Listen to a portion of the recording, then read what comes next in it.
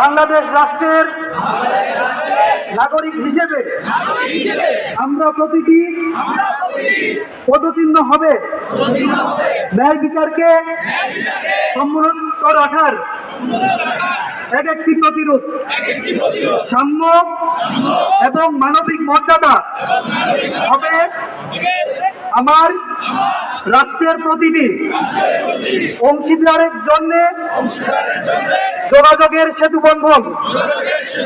আমার কাছে জনগণের সার্বভৌম ক্ষমতার যথাযথ বাস্তবায়নই হবে ব্যক্তিগত স্বার্থকে সমুন্নত রাখার একমাত্র রক্ষা কবচ।